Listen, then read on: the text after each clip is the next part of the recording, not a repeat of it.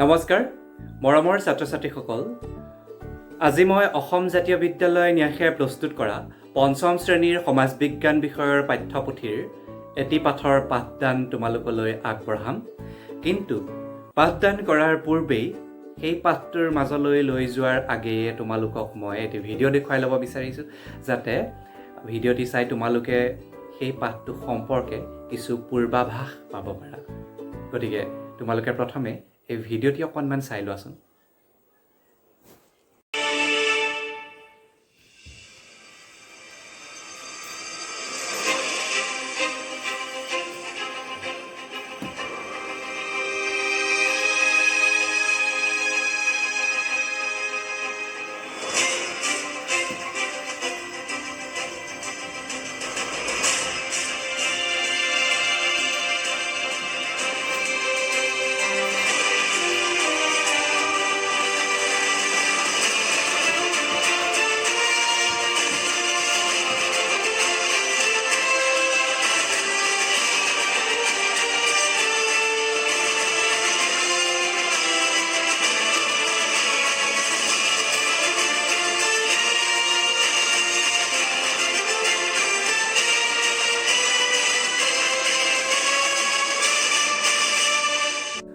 ছাত্ৰ-ছাত্ৰীসকল ভিডিঅ'টি চাই তোমালোকে নিশ্চয় অনুমান কৰিব পাৰিছা যে আজি মই তোমালোকক কোনটো পাঠৰ পাঠদান কৰিম তোমালোকক মই আজি পাঠদান কৰিবলৈ লৈছোঁ তোমালোকৰ পাঠ্যপুথিৰে তৃতীয় অধ্যায়ৰ পাঠ ইতিহাস অধ্যয়ন ভিডিঅ'টি তোমালোকক এই কাৰণেই দেখুৱাই ল'লোঁ যে ইতিহাস সম্পৰ্কে তোমালোকে যাতে কিছু পূৰ্বানুমান কৰিব পাৰা ভিডিঅ'টিত দেখিছিলানে প্ৰথমতেই পৃথিৱীখন দেখুওৱা হৈছিল আৰু ইয়াৰ পাছতে বিভিন্ন যুদ্ধ বিগ্ৰহ ঘাত প্ৰতিঘাতৰ পৰা আহি আমাৰ বৰ্তমান অৱস্থাটো দেখুৱাইছিল এতিয়া কি বুজি পালা যে ইতিহাস মানে হৈছে আমাৰ অতীতৰ বিষয়ে যি অধ্যয়ন কৰোঁ সেয়াই হৈছে ইতিহাস আৰু ইতিহাস অধ্যয়ন এই অধ্যায়টোৰ পোনতেই এটা কথা তোমালোকক স্পষ্ট কৰি দিছে যে ইতিহাস আৰু বুৰঞ্জীৰ পাৰ্থক্য সম্পৰ্কে যদিও আমি ইতিহাস আৰু বুৰঞ্জী দুইটা শব্দকে একে অৰ্থতে ব্যৱহাৰ কৰি আহিছোঁ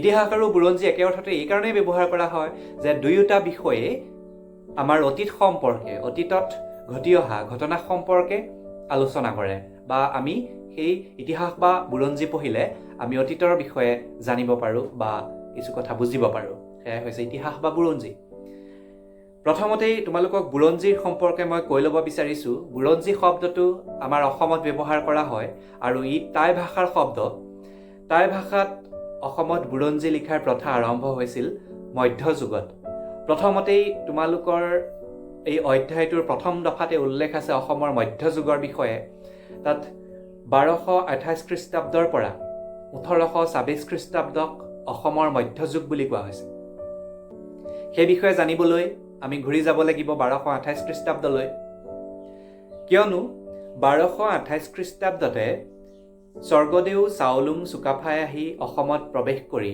অসমৰ পূব অংশত থকা সৌমাৰ খণ্ডত আহোম ৰাজ্য স্থাপন কৰিছিল আৰু আহোম স্বৰ্গদেউসকলেই অসমত বুৰঞ্জী লিখাৰ প্ৰথাটো আৰম্ভ কৰিছিল আহোম স্বৰ্গদেউ চাওলুং চুকাফা কিদৰে অসমলৈ আহি বিভিন্ন ঘাত প্ৰতিঘাত যুদ্ধ বিগ্ৰহৰ মাজেৰে এঠাইৰ পৰা আহি এই ঠাইত ৰাজ্য স্থাপন কৰিলে দেশ শাসন কৰিলে এই সকলো কথা চন আৰু তাৰিখৰ সৈতে লিখি ৰাখিবলৈ কেইজনমান বিষয়াক তেওঁ নিয়োগ কৰিছিল আৰু সেই বিষয়াকেইগৰাকীয়ে লিপিবদ্ধ কৰি ৰাখিছিল অৰ্থাৎ লিখি ৰাখিছিল আৰু সেই লিখি থোৱা পুথিখনকেই বুৰঞ্জী বুলি কোৱা হয় বুৰঞ্জী শব্দৰ অৰ্থ হৈছে নজনা কথা জনোৱাৰ ভঁৰাল অৰ্থাৎ বুৰঞ্জীত অতীতৰ ঘটনা প্ৰবাহসমূহক ঘটনাবিলাক অৰ্থাৎ যুদ্ধ বিগ্ৰহ প্ৰাকৃতিক দুৰ্যোগ আদি কেতিয়া হৈছিল কি ধৰণে হৈছিল কেনেকুৱা ক্ষয় ক্ষতি হৈছিল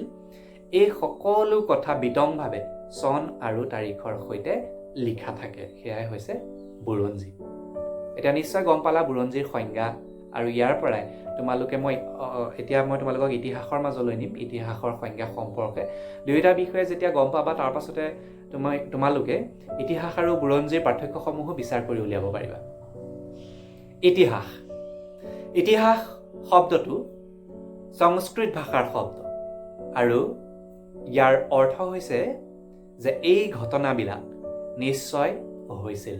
অৰ্থাৎ ইতিহাসে অনুমানহে কৰি লৈছে যে এনেধৰণৰ কিছুমান ঘটনা অতীতত হৈছিল, কিন্তু ইতিহাসে স্পষ্টকৈ নকয় যে ইমান চনৰ আমুকটো দিনতহে এই ঘটনাটো, এই যুদ্ধখন হৈছিল।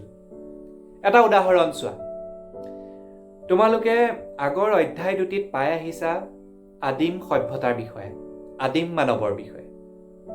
তাত উল্লেখ আছে যে আদিম মানুহ অঘৰী আছিল, চিকাৰ কৰি জীৱন নিৰ্বাহ কৰিছিল। অঘৰী জীৱনৰ অন্ত পেলাই তেওঁলোকে লাহে লাহে কৃষি কৰ্মত হাত দিছিল। আৰু এই ঘটনা হৈছিল খ্ৰীষ্টপূৰ্ব কিমান শতিকাত সেয়া তোমালোকৰ কিতাপত উল্লেখ কৰা আছে, কিন্তু সেয়া অনুমান কৰি লোৱা হৈছে। কিন্তু তাত স্পষ্টকৈ লিখা নাই যে এইসকল আদিম মানুহে যে আজি আমুকটো জন্তু চিকাৰ কৰিলে, একেলগে ভগাই খালে, যে কিবা এখন যুদ্ধ হ'ল, কিবা প্ৰাকৃতিক দুৰ্যোগ হ'ল, কোন চনত কেতিয়া হ'ল, সেই কথা কোনো স্পষ্টকৈ ইতিহাসে নকয়।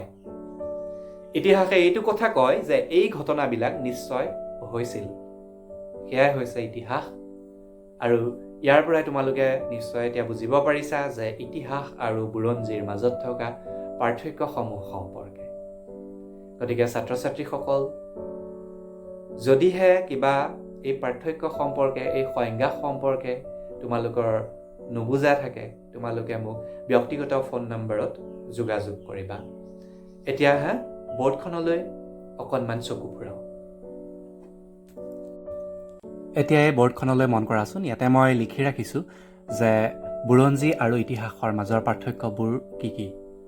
1 নম্বৰতে আছে বুৰঞ্জী শব্দটো টাই ভাষাৰ শব্দ, আনহাতে ইতিহাস শব্দটো হৈছে সংস্কৃত ভাষাৰ শব্দ। এই কথা নিশ্চয় তোমালোকে বুজি পাইছাই, মই বুজাইছিলোঁৱে। 2 নম্বৰতে হৈছে ইতিহাসৰ অৰ্থ হ'ল এই ঘটনাবিলাক নিশ্চয় হৈছিল, আনহাতে বুৰঞ্জী মানে হ'ল নজনা কথা জনোৱাৰ ভঁৰাল। 3 নম্বৰতে বুৰঞ্জীত অতীতৰ ঘটনাবিলাক চন আৰু তাৰিখৰ সৈতে উল্লেখ থাকে, আনহাতে ইতিহাসে অতীতৰ ঘটনাবিলাকৰ অনুমান কৰে আৰু সেই ঘটনাবিলাকৰ ভাল বেয়া বিচাৰ কৰে। ছাত্ৰ ছাত্ৰীসকল, যদিহে পৰীক্ষাত প্ৰশ্ন আহে 3 নম্বৰৰ কাৰণে, তেতিয়া তোমালোকে এই 3টা পইণ্ট লিখিলেই হ'ব। যদি কেনেবাকৈ 4 নম্বৰৰ প্ৰশ্ন আহে, তেতিয়া তোমালোকে আৰু এটা পইণ্ট ইয়াতে এড কৰি দিবা, 4 নম্বৰৰ পইণ্ট এটা এড কৰিবা ইয়াতে তোমালোকে তলত লিখিবা যে বুৰঞ্জী শব্দটো কেৱল অসমত ব্যৱহাৰ কৰা হয়, কিন্তু ইতিহাস শব্দটো অতীতৰ ঘটনাবিলাকক বুজাবৰ কাৰণে পৃথিৱীৰ সকলো ঠাইতে ব্যৱহাৰ কৰা হয়। সেয়াই হৈছে বুৰঞ্জী আৰু ইতিহাসৰ মাজত থকা পাৰ্থক্য। কিতাপখনলৈ চোৱা, ইয়াতে আজি মই যিমানখিনিলৈকে বুজালোঁ তাৰে কি পইণ্টছ কেইটা বাকচটোৰ ভিতৰত দিয়া আছে যে প্ৰথমজন আহোম স্বৰ্গদেউ চুকাফাৰ দিনৰ পৰাহে অসমত বুৰঞ্জী লিখাৰ প্ৰথা আৰম্ভ হয়। বুৰঞ্জী শব্দটো টাই ভাষাৰ পৰা অহা, ইয়াৰ অৰ্থ হ'ল নজনা কথা জনোৱাৰ ভঁৰাল।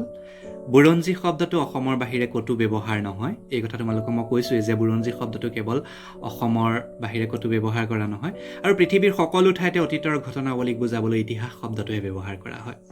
ইতিহাস শব্দটো সংস্কৃত ভাষাৰ শব্দ, ইয়াৰ অৰ্থ হ'ল এই ঘটনাবিলাক নিশ্চয় হৈছিল।